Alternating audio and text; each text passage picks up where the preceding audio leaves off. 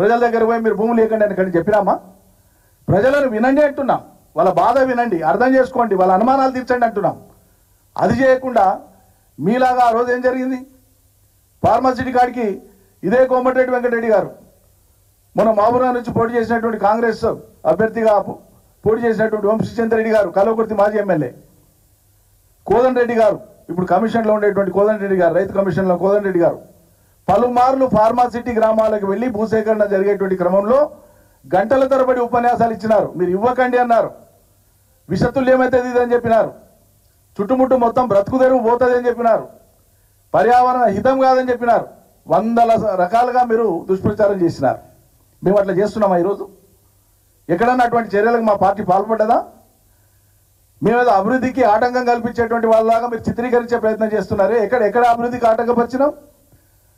ఉన్నదాన్ని వాడుకోమంటే వాడుకోకుండా మీరు కొత్త సమస్యలు తీసుకొని వచ్చి ముందు చూపుతో వ్యవహరించమంటే వ్యవహరించకుండా ఇవాళ ఏదో చేసి ఇరికిస్తాం. ఏం చేసిండు నరేందర్ రెడ్డి?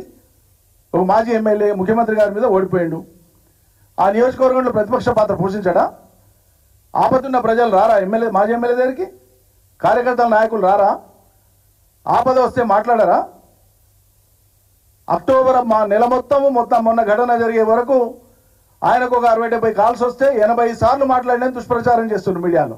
ఒకరోజు మాట్లాడినా అండి?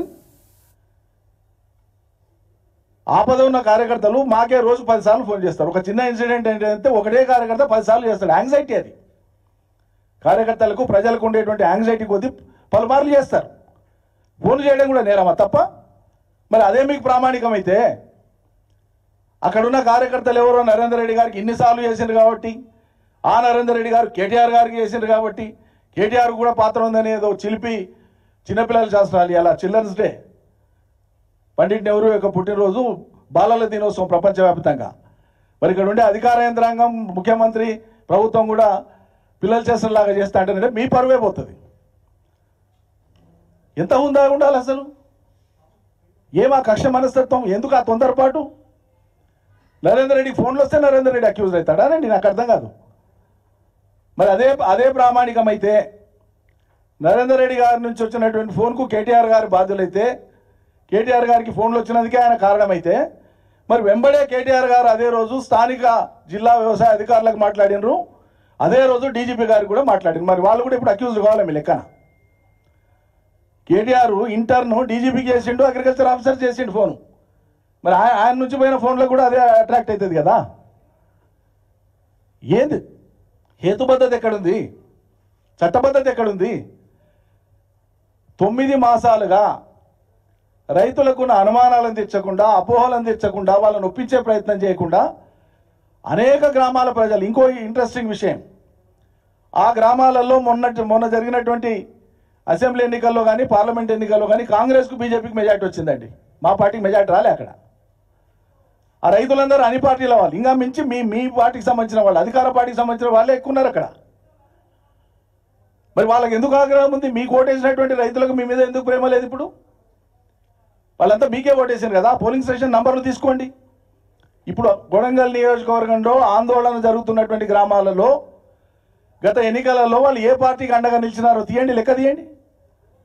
మరి మీకు మద్దతు ఇచ్చి మిమ్మల్ని గెలిపించుకున్నటువంటి వాళ్ళు మీ నుంచి సంక్షేమాన్ని, మేలును ఆశిస్తారు తప్పిస్తే కీడును ఆశించారు కదా.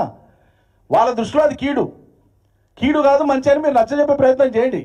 ప్రభుత్వ యంత్రాంగం ఉంది మీకు.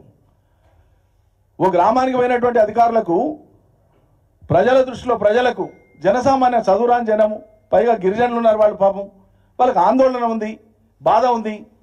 వచ్చినప్పుడు ఈయన కలెక్టరు, ఈయన ఎంఆర్ఓ, ఈయన ఆర్డీఓ, ఈయన విలేజ్ అసిస్టెంట్ పేర్లు మెడగట్టుకొని ఉంటారా అండి వాళ్ళు గుర్తుపట్టికి? ఇంకో పక్క కలెక్టర్ గారే first statement and early statement of the district magistrate is నా మీద దాడి జరగలేదు. ఇది మీడియాలో వచ్చింది. నేను ఎఫర్ట్గా చెప్తున్నా, ఒక్కడి నుంచి చెప్తున్నా. సాక్షాత్తు కలెక్టర్ గారు చెప్పినటువంటి మాట, first statement of the collector, నా మీద ఎటువంటి దాడి జరగలేదు, రికార్డ్ అయి ఉంది అది. ఇప్పుడు ఆయన కంప్లైంట్ కూడా కాదు, డిఎస్పీ ఇచ్చిన కంప్లైంట్ మీద కేసు పెడతారు. ఈ క్షణానికి ఆయన విట్నెస్ కూడా కాదు. రేపు చేస్తారేమో ఈ ప్రెస్ కాన్ఫరెన్స్ తర్వాత, తెలియదు, పాయింట్ ఇస్తున్నాం కాబట్టి ఆ గ్రామాల రైతులందరూ అన్ని పార్టీల వాళ్ళు ఉన్నారు, ఆందోళన ఉంది వాళ్లకు. ఈ ఆందోళనను చల్లబుచ్చేటువంటి చర్యలు, సాంత్వనపరిచేటువంటి చర్యలు చేయకుండా మీ వైఫల్యం మూలంగా, మీ నిర్వాహకం మూలంగా రాష్ట్ర స్థాయిలోనే కాదు దేశ స్థాయిలో మీ పరువు పోయిందనేటువంటి ఒక భావన గురై, అవమాన భారానికి గురై ఇలా మీరు దాన్ని రైతుల మీద కక్ష కట్టి వాళ్ళని జైలుకు పంపించి మేము పగదా సాధిస్తామంటేనంటే ఇది ప్రభుత్వం వివరించే పని కాదు. ఇది ఒకవేళ నిజంగా కూడా మీ అంతర్గత విచారణలో, బహిరంగ విచారణలో ఎక్కడైనా నిజంగా ప్రజల నుంచి ఏదైనా తొందరపాటు జరిగి ఉంటే కూడా, ఒకవేళ జరిగి ఉంటే మీ లెక్క ప్రకారంగా ప్రభుత్వం పెద్ద మనసు చేసుకోవాలి. ఇది పద్ధతి కాదు, ప్రభుత్వం మీకోసం ఉంది, ఇది మీ ప్రభుత్వం, మీకు ఏం కావాలో చెప్పండి చేస్తామనాలి తప్ప కక్ష కట్టి ఏం బ్రిటిష్ వాళ్ళ ప్రభుత్వం అనండి నాకు అర్థం కాదు. ఎందుకంటే నైజాం రూలా, చక్రవర్తుల రూలా, గలం ఎత్తితే మేము జైలుకు పంపిస్తాం, కాల్ చేస్తాం, చంపేస్తాం. పైగా సాక్షాత్ ముఖ్యమంత్రి గారు మాట్లాడతారు.